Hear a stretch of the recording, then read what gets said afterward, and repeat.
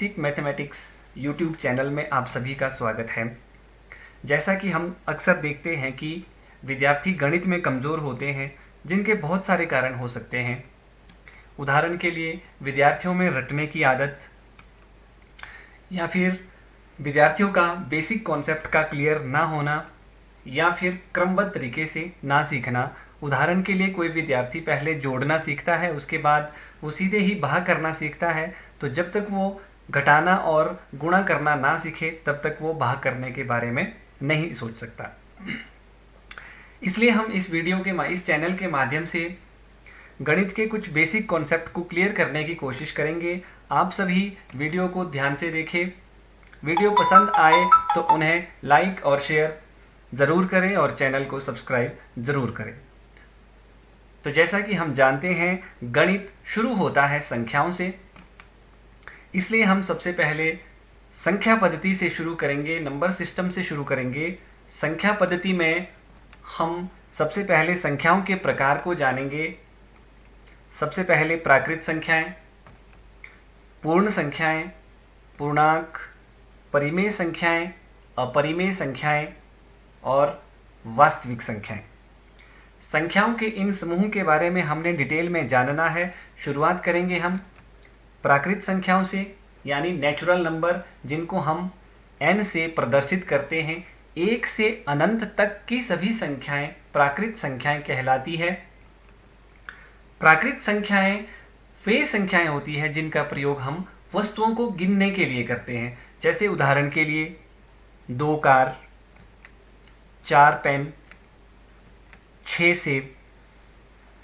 इन संख्याओं को हम प्राकृत संख्याएं कहते हैं।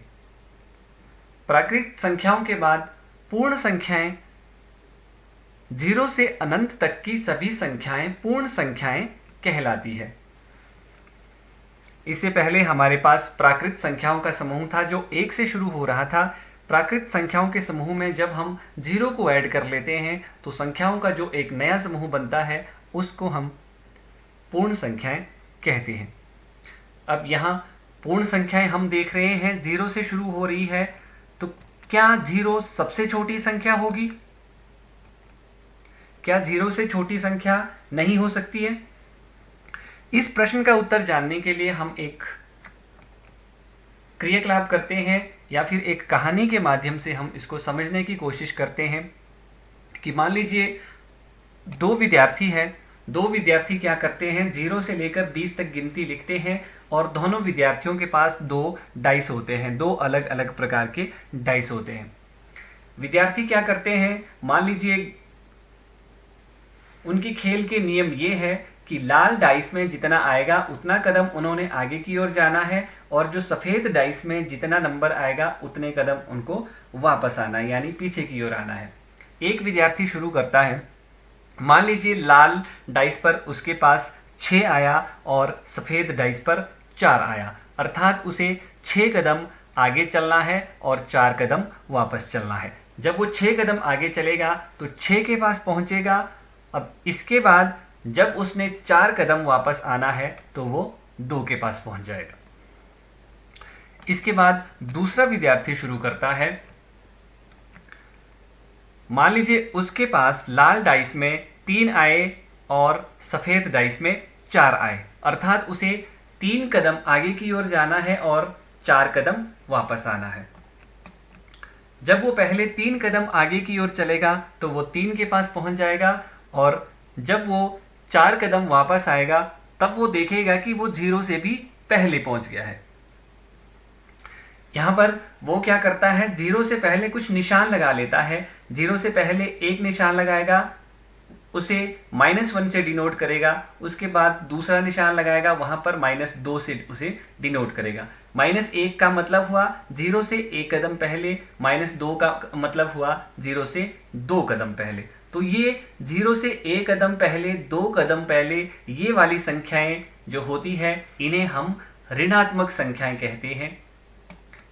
इसका अर्थ ये हुआ कि 0 से छोटी संख्या भी होती है।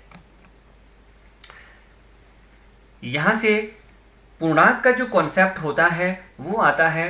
पूर्णांक यानी जब हम पूर्ण संख्याओं में माइनस वाली संख्याएं ऋणात्मक संख्याओं को जोड़ते हैं तो जो हमारे पास संख्याओं का एक समूह बनता है उसे हम पूर्णांक यानी इंटीजर्स कहते हैं, जिसे हम z से प्रदर्शित करते हैं। अब हम पूर्णांकों के कुछ गुण के बारे में पढ़ेंगे। पूर्ण संख्याओं में ऋणात्मक संख्याओं को सम्मिलित करने पर जो संख्याएं प्राप्त होती हैं उन्हें पूर्णांक कहते हैं। पूर्णांक ऋणात्मक संख्याओं, धनात्मक संख्याओं एवं जीरो का एक समूह है, यानी एक ऐसा समूह जिसमें ऋणात्मक संख्याएं भी है, धनात्मक संख्याएं भी है और जीरो भी है। अब ध्यान रखना है, जो शून्य होता है वो ना तो धनात्मक संख्या होता है ना ही ऋणात्मक संख्या होता है।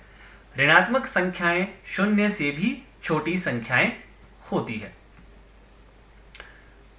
इसके बाद संख्याओं का जो अगला समूह है उन्हें हम कहते हैं परिमेय संख्याएं, रैशनल नंबर, जिन्हें हम Q से प्रदर्शित करते हैं। सबसे पहले हम परिभाषा समझेंगे इसकी। परिमेय संख्याएं वे संख्याएं होती है जिन्हें P/Q के रूप में परिभाषित किया जा सकता है, जहां P और Q पूर्णांक है और Q 0 के बराबर नहीं है। उदाहरण के लिए 2/3, 4/5, -8/7, -9/-4, अर्थात जो संख्याएं बटे के रूप में होगी उन्हें हम परिमेय संख्याएं कहते हैं। सभी प्राकृत संख्याओं, पूर्ण संख्याओं एवं पूर्णांकों को भी P/Q के रूप में लिखा जा सकता है, इसलिए वे भी परिमेय संख्याओं की श्रेणी में आती है। उदाहरण के लिए जैसे संख्या 5 है, 5 प्राकृत संख्या था, इसे हम लिख सकते हैं 5/1। अब जो ये 5/1 बना, ये क्या बना? परिमेय संख्या बना। अगला उदाहरण -8 को लिखा हमने -8/1, 0 को हमने लिखा 0/1, तो ये सारी संख्याएं क्या बन गई? परिमेय संख्याएं बन गई। इससे पहले संख्याओं का समूह था हमारे पास पूर्णांक। पूर्णांकों में हमने बटे वाली संख्याओं को जोड़ा तो संख्याओं का जो नया समूह बना वो हुआ परिमेय संख्या, जिसमें 0 भी आ रहा है, जमा वाली संख्याएं भी आ रही है, माइनस वाली संख्याएं भी आ रही है और इसके साथ ही साथ बटे वाली संख्याएं भी आ रही है। परिमेय संख्याओं के बारे में हम चार्ट की मदद से समझने की कोशिश करेंगे। पहले नेचुरल नंबर्स थे, प्राकृत संख्या थी, 1 से शुरू हो रहे हैं। इसमें हमने 0 ऐड किया तो संख्याओं का नया समूह बना वोल नंबर यानी पूर्ण संख्याएं। जब इस समूह में हमने माइनस वाली संख्याएं ऐड की तो संख्याओं का समूह बना इंटीजर्स यानी पूर्णांक, और जब इस समूह में हमने बटे वाली संख्याएं ऐड की, संख्याओं का नया समूह बना रेशनल नंबर यानी परिमेय संख्याएं। अब कुछ संख्याएं ऐसी भी होती है जिन्हें हम P/Q के रूप में नहीं लिख सकते हैं, उन्हें अब हम कहेंगे संख्याओं का नया समूह अपरिमेय संख्याएं। अपरिमेय संख्याएं वे संख्याएं होती है जिन्हें P/Q के रूप में नहीं लिखा जा सकता, जहां P और Q पूर्णांक है और Q 0 के बराबर नहीं है। अर्थात जो संख्याएं परिमेय नहीं है वे अपरिमेय संख्याएं हैं। उदाहरण के लिए पाई, 2 का वर्गमूल, 3 का वर्गमूल, 0.1011011110111110 एंड सो ऑन। ये सारी संख्याएं हुई अपरिमेय संख्याएं। इसके बाद हम परिमेय संख्याएं और अपरिमेय संख्याओं के बीच में अंतर जानने की कोशिश करेंगे। सबसे पहले परिमेय संख्याएं, 0 और 0 के बाद वाली संख्याएं, सभी माइनस वाली संख्याएं, सभी बटे वाली संख्याएं परिमेय संख्याएं हुई। अब जैसे पाई है, ये अपरिमेय संख्या हुई। वर्गमूल वाली ऐसी संख्याएं जिनका पूरा पूरा वर्गमूल हम ज्ञात नहीं कर सकते हैं, वे अपरिमेय संख्या हुई। और दशमलव वाली ऐसी संख्याएं जिसमें दशमलव के बाद बहुत सारे अंक हैं, इतने अंक हैं कि हम उन्हें ज्ञात नहीं कर सकते हैं, वे अपरिमेय संख्याएं हुई। इसके बाद संख्याओं का अगला समूह आता है वास्तविक संख्याएं, रियल नंबर्स, जिन्हें हम R से प्रदर्शित करते हैं। परिमेय संख्याओं एवं अपरिमेय संख्याओं के समूह को वास्तविक संख्याएं कहते हैं। अर्थात परिमेय संख्याओं का हमारे पास जो समूह था, उन संख्याओं के बीच में हमने अपरिमेय संख्याओं के समूह को ऐड किया तो जो संख्याओं का एक नया समूह बना, उस समूह को हम कहते हैं वास्तविक संख्याएं यानी